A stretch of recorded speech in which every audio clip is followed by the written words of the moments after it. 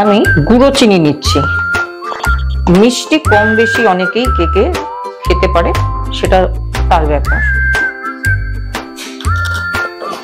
আমি এটার মধ্যে তেল নেব, ঠিক এই বাটির হাফ।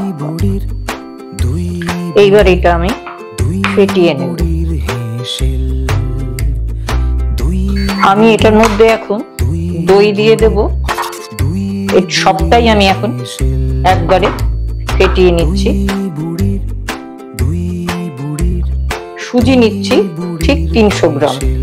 আমার এটার মাপেই রেডি করা আছে।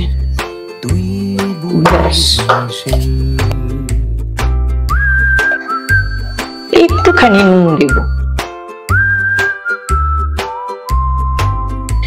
একটু 1 চিমটি গোলমরিচ গুঁড়ো দেব, একটু জায়ফলের গুঁড়ো দেব,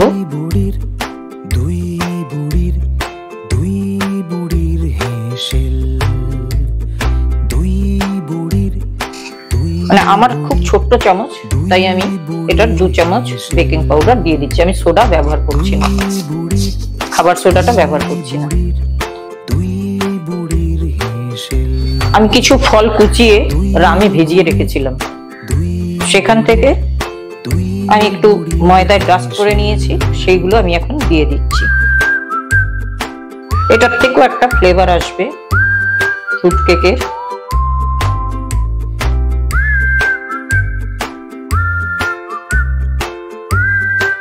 ফ্রুট কেকের ব্যাটারটা খুব বেশি পাতলা করলেও হবে না, খুব ঘন করলেও হবে না, খুব ভালো করে ফেটাতে হবে।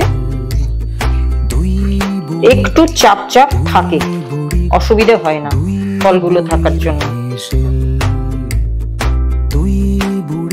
আমি এটা এখন 10 মিনিটের মতো একটু রেখে দিয়ে পরে আবার ঘুরে আসছি, তখন আবার একটু ফেটিয়ে নিয়ে আমি মোল্ডে ঢালবো। আর মোল্ডটা আমি রেডি করে রেখেছি। আমি অন্য কোনো কেক টিন নিচ্ছি না। আমার বাটিতে বাড়ির যে কেক করি সেই একটা অ্যালুমিনিয়ামের বাটি আছে, এই বাটিটাতেই আমি রেডি করে রেখেছি অয়েল দিয়ে, ময়দা দিয়ে। অনেকে বাটার পেপার দিতে পারে, আমি ব্যবহার করছি না। এটাই পরে আমি এখানে ঢালবো 10 মিনিট বাদ।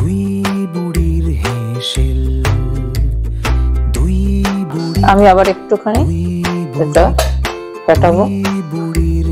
অনেকটা সময় ধরেই ফ্লাপি হয়ে আছে, অসুবিধা নেই। এবার আমি ওইটার মধ্যে কেক যেটাতে বানাবো সেটাতে ঢালবো। এটার মধ্যে আমি ঢেলে দিচ্ছি।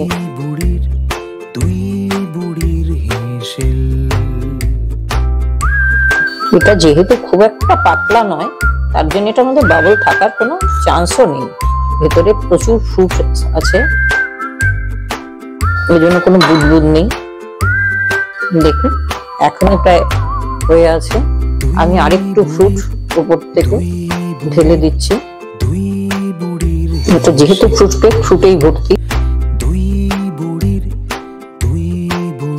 আমি নুন বসিয়েছি প্রিহিট করার জন্য, তার উপরে একটা জালি দিচ্ছি। জালি দিতে পারে, কেউ দুটো ঢাকনা দিতে পারে, যাবো আমি এটার উপরে বসিয়ে দিচ্ছি। এবার এটার উপরে একটা আমি ঢাকা দিয়ে দেবো। আমার সিমেই আছে, আমি সিমে দিয়ে 50 মিনিট বাদে ফিরে আসছি। আমার কেক হয়ে গেছে।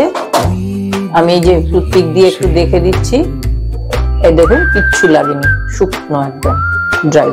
আমি এবার এটাকে ঠান্ডা করে গ্যাস নিভিয়ে দিচ্ছি, ঠান্ডা করে আবার পরে আসছি।